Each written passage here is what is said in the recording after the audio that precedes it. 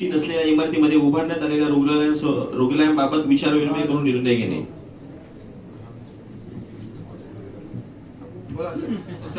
प्रशासन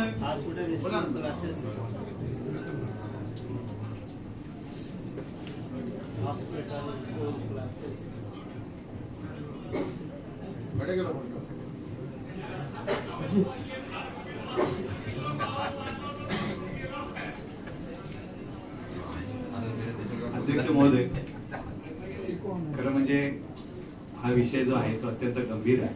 त्यामुळे मी सध्या तुमच्या कोणावर हास्यविन करण्याच्या मूडमध्ये नाहीये, कारण हा नागरिकांच्या जीवनाशी निगडीत असलेला विषय आहे, अत्यंत गंभीर विषय आहे.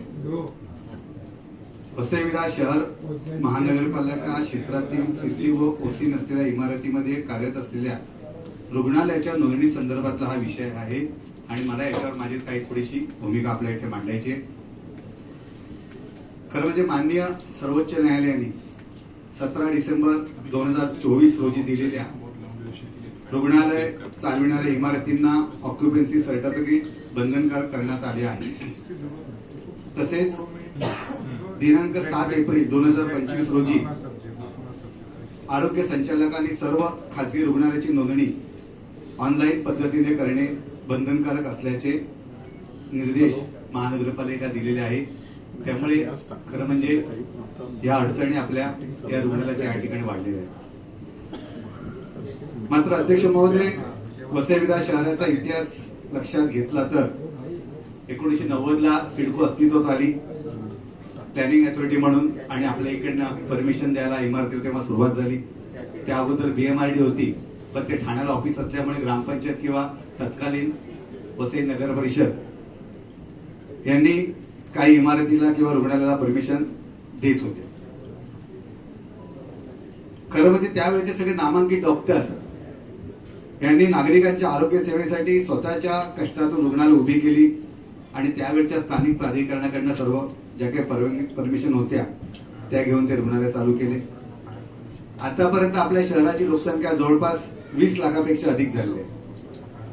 या वाढत्या लोकसंख्येला आरोग्य सेवा देण्यासाठी अनेक रुग्णालय आजही 24 तास कार्यरत आहेत. काही रुग्णालयांनी सिडकोची सीसी घेतलेली आहे, परंतु विविध तांत्रिक किंवा विकासकाच्या चुकीच्या कारणामुळे त्यांना त्या इमारतीला ओसी मिळाले नाही. मात्र 2017ला जेव्हा महानगरपालिकेने रुग्णालयाला परमिशन देताना ज्या 14 कागदपत्राची मागणी केली होती त्याची पूर्तता करून वैद्य नोंदणी त्यांनी घेतलेली आहे. तसेच काही आपल्या परिसरात रुग्णालयांनी NABH म्हणजे national accreditation board for hospital या राष्ट्रीय स्तरावरील संस्थेकडून मान्यता प्राप्त केली. या संस्थेचे निकष अत्यंत कठोर असतात. त्याचे दर 2 वर्षांनी ऑडिट केलं जाते. ते ऑडिट करताना 2 बेडमधलं अंतर किती असायला हवं, आयसीयू जे असेल ते कसं असायला हवं, या सगळ्या गोष्टीची तपासणी केली जाते आणि त्यानंतर त्यांना हे सर्टिफिकेट दिली जाते.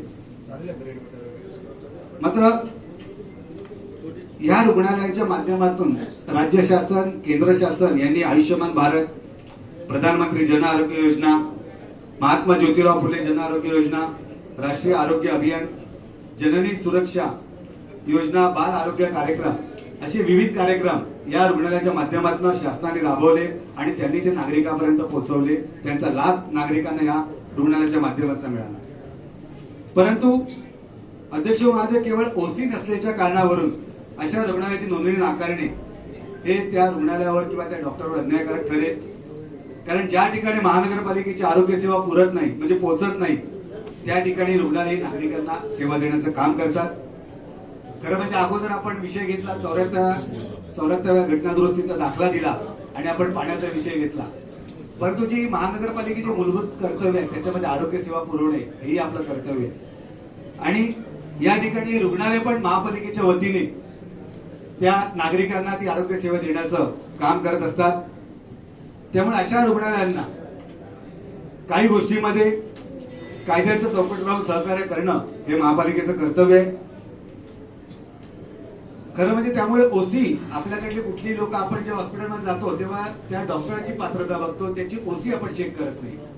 त्यामुळे माझं या ठिकाणी आपल्याला निवेदन आहे की ओसी नसलेल्या पण इतर सर्व निकष पूर्ण करणाऱ्या रुग्णालयांना आपण काही तात्पुरत्या किंवा अटीसह नोंदणी करण्यात यावी या संबंधी शासनाकडे मला वाटतं मागील 2 आयुक्तांनी शासनाकडे पत्र व्यवहार केला होता. हिरवडे साहेब आपण पण सुद्धा आरोग्य संचालकाने एक पत्र लिहिलं होतं, त्याची नोंद अशी या ठिकाणी आहे. पण शासनाकडनं त्याबद्दल आपल्याला एक स्पष्ट असे निर्देश कुठले आलेले नाहीये.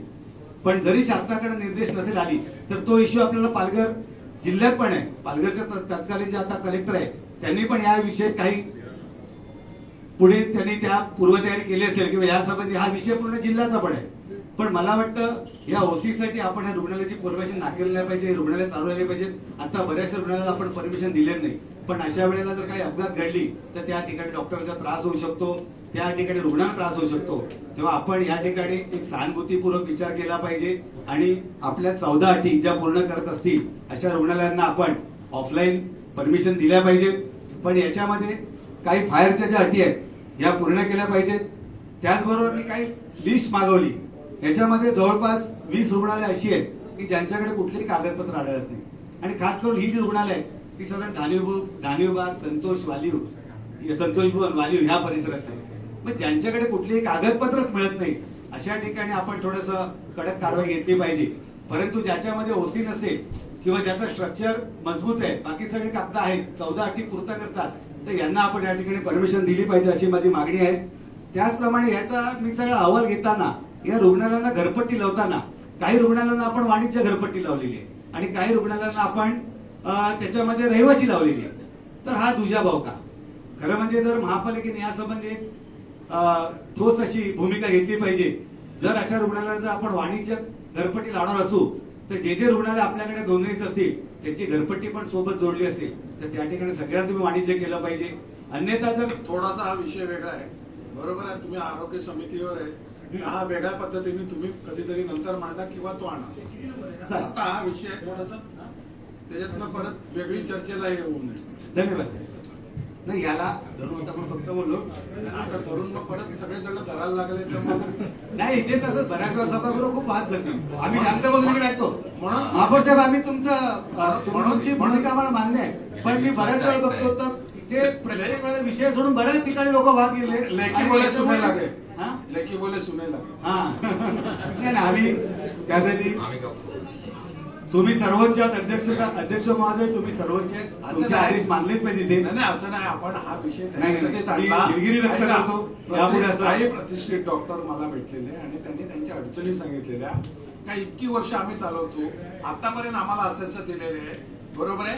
त्यांनी सांगितलं आम्ही अर्ज करतो का आमचा अधिकृत आहे, तुम्ही पेपर द्या. महापालिकेने पेपर आहेत का सांगायला अनधिकृत आहेत तर काही नाही मिळत, बरोबर आहे. परंतु हिमाने इतबारे अनेक वर्ष जे प्रतिष्ठित काम करतात तर त्यांना त्रास होऊ नये. आणि समजा चला आपण बंद करून टाकली सगळे हॉस्पिटल बाद अनधिकृत चालू आहेत, नाही नियमात धरून घे, आपण सेवा देऊ शकतो का? म्हणून कुठेतरी आपल्याला हा विचार करायला पाहिजे.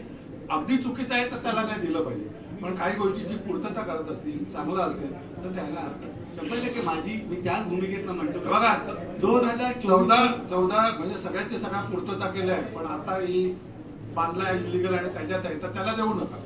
नवीन आहे अजिबात देऊ नका. नाही 17 डिसेंबर 2024 पूर्वीची जे आपण परमिशन दिली आहे त्या सगळ्यांना आपण परमिशन द्या. याचं फक्त ऑडिट करा. फायरची एनओसी प्रत्येकाने कंपल्सरी करा. त्याच्या विजय वल्लभ सारखं जर एखादी दुर्घटना घडली तर तशी होऊ नये म्हणून आपण काळजी घेतली पाहिजे. म्हणूनच आहे ना का बाबा म्हणून हा विषय आपण आणला, कारण बरेचसे डॉक्टर्स आहेत ना अनेक वेळा आमच्या चर्चा झालेल्या आहे, डिस्कशन झालेलं आहे त्याच्याबद्दल, त्याच्यामध्ये म्हणून हा आणण्याचा विषय कारण तो होता. धन्यवाद. हा विषय म्हणजे पाण्याचा आणि आरोग्याचे 2 विषय आपण घेतले या ठिकाणी आणि या ठिकाणी आपण नागरिकांना याच्या माध्यमातून दिलासा देण्याचं काम केलं, त्याबद्दल आपले अभिनंदन. आणि मला वाटतं या ठिकाणी या रुग्णालयांना आपण नियमात शिथिल करायची अपेक्षा व्यक्त करतो आणि 2024 पूर्वीच्या सर्व रुग्णालयांना जसं पूर्वीपासून आपण परमिशन देतो ऑफलाईन तशी यापुढे द्या अशी अपेक्षा व्यक्त करतो. धन्यवाद. कोण संजू ना? संजू ना? मॅडम बोला. मॅडम बोला. कोण माननीय महापौर साहेबांच्या परवानगीने बोलते. आता हा जो ही जी समरी दिली आहे, गोषवारा जो दिलेला आहे त्यामध्ये ओसी आणि एनओसी नसलेले सगळे लिस्ट दिलेली आहे, ज्या ज्या हॉस्पिटलला नाहीयेत, आणि 14 गोष्टीचं कंप्लेंट्स करायचंय ऍज पर दिस गोषवारा. पण फायर एनओसी साठी सुद्धा आता ऑनलाईन प्रोसिजर सुद्धा आहे आणि ऑफलाईन सुद्धा आहे. तर फायर एनओसी घेताना सुद्धा ओसी एक वन ऑफ द कंडिशन आहे. सुरू ठेवू ना. हा, फायर एनओसी घेताना पण एक वन ऑफ द कंडिशन आहे की ओसी पाहिजे. तर हॉस्पिटल जे जुने विरारमध्ये आहेत, जसं देशमुखजीने सांगितल्याप्रमाणे विजय वल्लभची जी घटना झाली, तर फायर एनओसी मॅन्डेटरी आहे. आणि खूपशे डॉक्टर्स कडून आम्हाला पण असं कळलं की फायर एनओसी साठी सुद्धा ओसी मॅन्डेटरी झालेली आहे ऑनलाईन प्रोसिजर फॉलो केली तर ओसी शिवाय ते होत नाही. तर त्यामुळे माझं असं यामध्ये सूचना अशी आहे की ओसी साठी निदान हॉस्पिटल जे जुने आहेत आणि जे रिनॉन हॉस्पिटल्स आहेत ज्यांनी लोकांची सेवा केलेली आहे वसई तालुक्यात, त्यांना ओसी किंवा क्लिअर करण्यासाठी नगरपालिकेने किंवा कॉर्पोरेशनने कुठला असं ड्राईव्ह किंवा त्यांचे जुने रेकॉर्ड असतील तर ते रेकॉर्ड बघून ती क्लिअर करून दिली तर ते खूप बरं होईल. कारण त्यामुळे लोकांचा फायदाच होणार आहे. रेग्युलराइज त्यांना करायला परमिशन आहे, सगळं आहे, आणि ज्या जुन्या आहेत चालू आहे त्यांना आपण देतो. आता नवीन कोण आला आणि त्याच्याकडे या गोष्टी प्रश्नच आहे. नवीन तर बघा, जुना आहे, फायरच्या नॉर्म्स मध्ये गोष्टी सगळ्या घेतलेल्या आहेत, तर त्याला नूतनीकरण करायला आपला काही त्याच्यासाठी हा विषय आहे. बरोबर आहे. नवीन हॉस्पिटल झालं तर आणि नवीन प्रिमायसिस मध्ये झालं तर ते ओसी सीसी ते प्रोसिजर फॉलो करतीलच. त्याचं काहीच मला असं वाटत नाही ऑब्जेक्शन येणार. पण जे जुने आहेत, कारण म्हणूनच आहे, जुने आहेत आणि त्यांच्याकडे या सगळ्या गोष्टी आहेत. आतापर्यंत नूतनीकरण होत होतं, परंतु आता या नियमामुळे नूतनीकरण होत नाही, तर त्यांना नूतनीकरण करायला आपण परवानगी देतो. एक हा विषय आला म्हणून सांगते महापौर साहेब, एनओसी जी मॅन्युअल दिली जाते त्यामध्ये डॉक्टरांना खूप अडचण होते आणि त्यामध्ये टेबल टू टेबल फिरून त्यांना खूप हर्डल्स क्रिएट केले जातात. त्यावर पण थोडं ऍडमिनिस्ट्रेशनने लक्ष द्यावं आणि डॉक्टरांना ह्याचा त्रास होऊ नये हेही बघावं, कारण अशी तक्रार आलेली आहे. तसे